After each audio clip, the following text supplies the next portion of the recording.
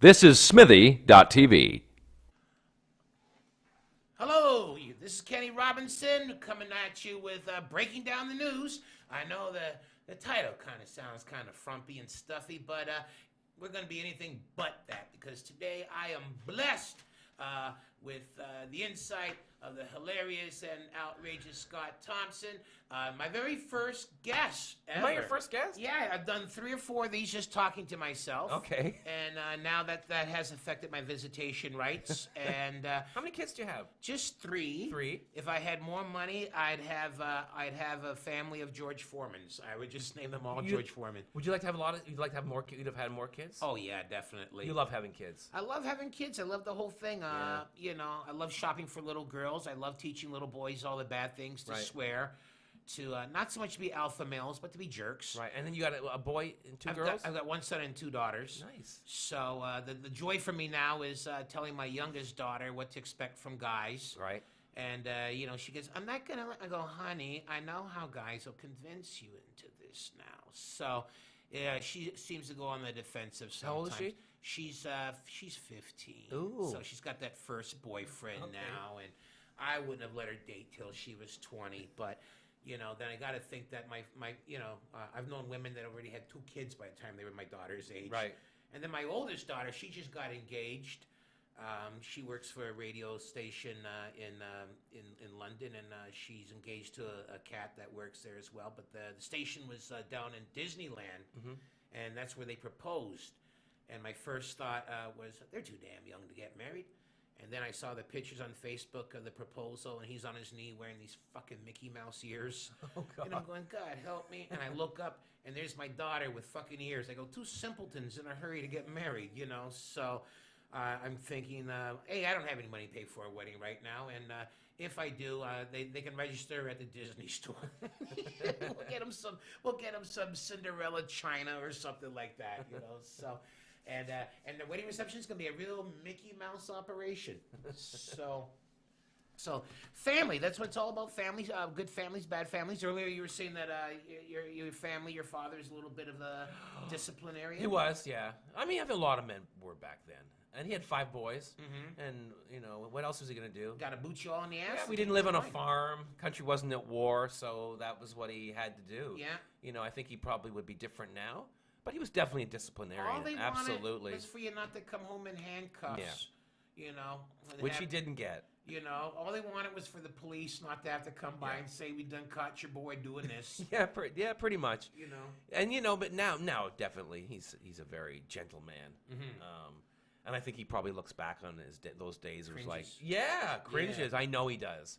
I mean, but the thing is, you get older, and then you realize you've seen your own. You know, I've watched my own rages and go, oh, okay. You see where that came from. Yeah, I see where it And the came from. frustrations And I understand him more, and I realize if I'd grown up in his day with that, you know, with 5 boys, I probably would have walloped them too. Well, men were so much different. I mean, we'll never be the men our fathers were. No.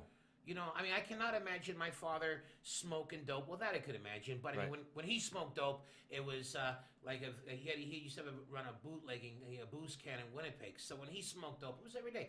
But he did it like if Duke Ellington came to town, Louis Armstrong came to town. They go to his place and they go like, "Can you get us something?" He goes, "I got you something," you know. Right. So, but I couldn't imagine my father sitting on a couch doing, you know, playing PlayStation for 6 hours a day. No, I know. In like really big board shorts. You know, and No. awful. Not getting dressed the whole day. I or mean, just couldn't imagine that him wearing sitting an untucked shirt. I can't even imagine my father in an untucked shirt. big pot of Kraft dinner on the table with a spoon in it, and that's what he's eating while you know. No. I mean, other fathers, they're going to go build something. They're going to go fix something. They're going to go work a second job, or they're going to go drink with some other fathers that aren't working. Yeah. You know, but, you know, now we got guys 45, 50 years old. They're still, like, doing kid shit. There's a lot of infantilization going on. Young men, I think, are really in trouble. They really don't know what to do anymore. Yeah. There's so many, like, 30-year-old guys living at home, smoking pot and playing PlayStation in their basement. And they're like in their 30s. What are they doing? They just refuse to grow up. Well, we're all kind of like that, Well, really. sure, but People they didn't have any need to. I guess not. You know, I guess not. Nothing like a depression when there isn't much but 2 potatoes on the table between 6 people to make Yeah. them grow up, or a good old-fashioned get drafted and go off to war kind of thing. Do you think we're headed for something big like that? I was reading the other, today there's this thing on this Facebook political group I belong to, and a lot of Americans saying, bring back the draft. And I mean, some have been saying that for a while because they say, well, no longer will it just be the poor boys that go off to war, but it'll also be the sons and daughters of the elite. Well, now daughters would be eligible for the draft. They would. That would never happen before. No, it wouldn't be. It'd be the first time. Yeah, because if women weren't eligible, that would be considered sexism. It would be.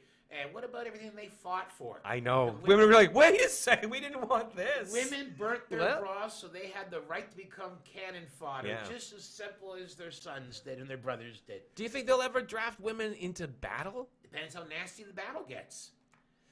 But I don't know. But now that Obama's proven that you don't have to have troops on the ground, that you can have drones and toys of destruction. I know. So if you can get a gal that can sit at that's such an old word. If you can get a gal that can sit at a keyboard and work that joystick, that modern video game. Yeah, well, women have more concentration than boys, so they're probably better at it. Really, so they can take out a convoy of Al Qaeda or a convoy of people going to a wedding reception over in Afghanistan. I find that disturbing. I find the drone warfare really disturbing. I actually kind of like it. Obama, when he's running for president, said he's going to use drones. I don't like it. And I like anything that beats casualties, or at least our casualties. I find it cowardly. Do you? Yeah, I do. I find it Death Starry. Well, it's cowardly, like how the rifle replaced the sword. Yeah, I guess you're right. I mean, the person that's most technologically advanced, they have a right to use what they've got. Yeah, I mean, you had guys in ancient days with a sling with a rock, then you say, well, we got an arrow. How about that? So, I mean, the weaponry always... I just think it's, it just seems to me a little cowardly to be sitting in the White House and to be ordering people murdered halfway across the world. Every president has done that. It's just I know. Just a matter of what tools they're using. I just don't think the president should be murdering people in other countries, honestly. Well, I prefer that over murdering people in our own country. Any country, really. I don't think they should be murdering people. Wow. Like, I don't think they should even murdered. Even Osama bin Laden, I didn't agree with that. I thought, no, it's due process. We live in a democracy. Capture him, bring him home.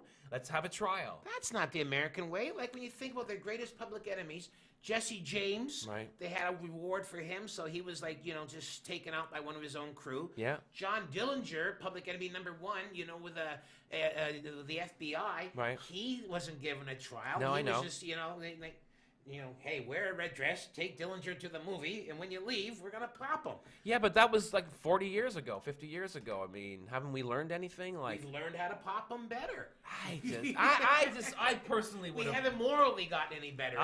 The Osama bin Laden trial would have been the trial of the century. And it would have been so interesting. And you would have learned so many things. But what if he had beat the rap? Well, how could he beat the rap?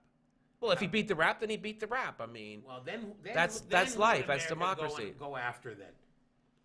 Well, I mean, and would you have given him the death penalty? No, I don't believe in the death penalty. Well, so then where would you have put him? I put him away forever. But where?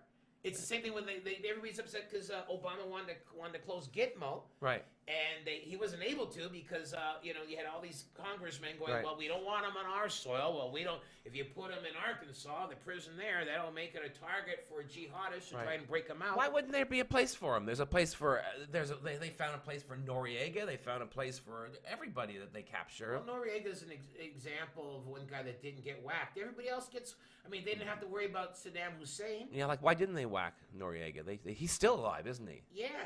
But they did enough to him. They made him listen to NXS for hours and hours and hours. And by the time they captured him, he was a shell of a man. I think the reason they killed Osama bin Laden is because the world would have discovered connections between bin Laden and the Bush administration, the CIA, etc. I'm not saying that they were part of it. I don't believe in any of that stuff. No. But I do believe that we created Osama bin Laden.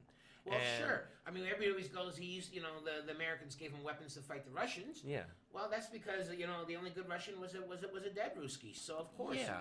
But I also look at when people that are really on the left of that and they want to bring this up, I say, well, to me, it's the same thing as crying about a baseball player that used to be on your team and now he's on another team. Right. He went free agent. Yeah. There was no lifetime contract for him to be a gun at America's disposal. Right. So, these things happen. I just think it just looks bad that they murdered him that way. 'Cause to me, it seems like they're hiding something.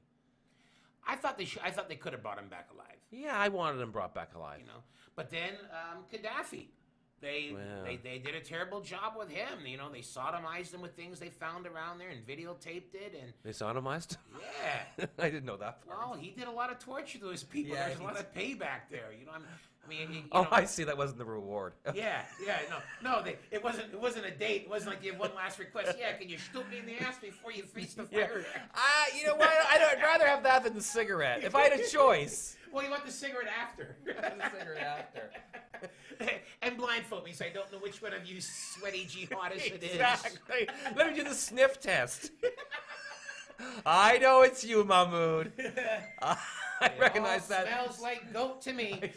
I recognize that sweaty rag anywhere. Okay, I hope people are horrified by now what you just heard. No, that's like. I think we just won a whole region of new listeners, and hopefully we just chased off any of the pussies that would have been horrified by what we just said. Well, I would love a weekend in a cave with a Mujahideen.